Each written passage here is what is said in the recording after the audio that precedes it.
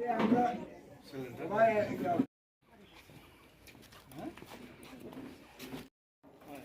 লেখালেখি সব কিছু আপনার ফার্নিচার টার্নিচার সব কিছু ওইদিকে সেদিকে ফার্নিচার আছে আর এদিকে রান্না করতে ওই কটার সময় দিচ্ছি লাগবে না কোনো রিপোর্টই আমি শুনতাম না,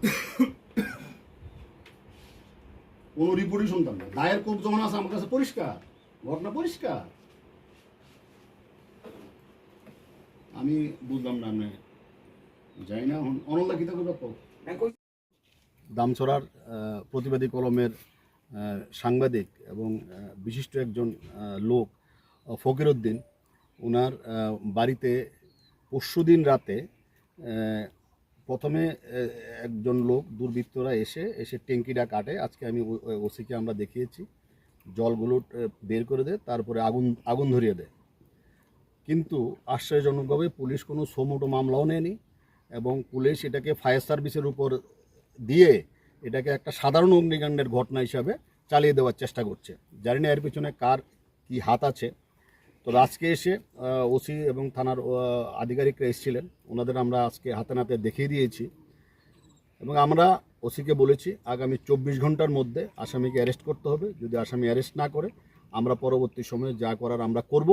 তবে এটা ভাবার কোনো কারণ নেই যে এই এলাকায় যত সাংবাদিক আছে, অত্র এলাকাতে যত আজকে সবাই লোকাল স্থানীয় সাংবাদিকরাও প্রেজেন্ট আছে, সাংবাদিকরা আতঙ্কিত হওয়ার বা এইসব গুরুত্ব দেওয়ার কোনো কারণ নেই। আমরা আছি, আমরা এত দূর থেকে আমরা পরের দিনে আসতাম।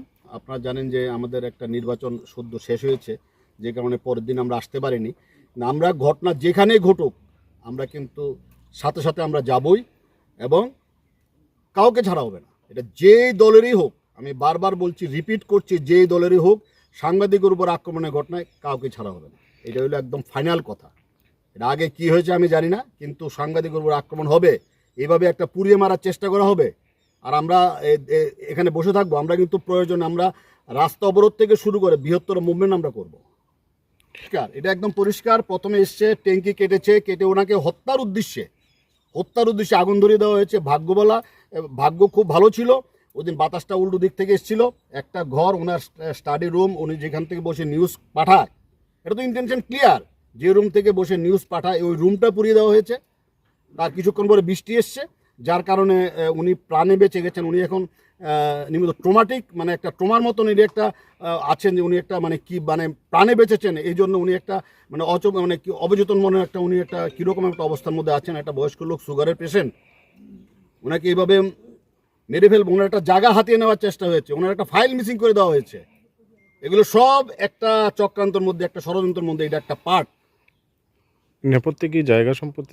একদম নেপথ্যে জায়গা সময় ওর জায়গা, ওর বিভিন্ন সময় বিভিন্ন নিউজ করে, প্রতিবাদী কলমে বিভিন্ন সময় বিভিন্ন নিউজ করে, ওকে কিভাবে ওর জায়গা হাতিয়ে নেবে, কিভাবে হেনস্থা করবে, এটাই হলো মূল উদ্দেশ্য। আমরা সব বের করেছি এবং এসডিএম কীভাবে এসডিএম থেকে একটা ফাইল নিখোঁজ হয়ে যায়, এটা সারপ্রাইজ, একটা ফাইল কীভাবে নিখোঁজ হয়ে যায়, সব একটা ষড়যন্ত্রের অঙ্ক। তো আমি আবারও বলছি যে কাউকে আমরা কিন্তু অ্যালাউ করবো না সাংবাদিকের গায়ে হাত দেওয়ার ব্যাপারটা, কাউকে না।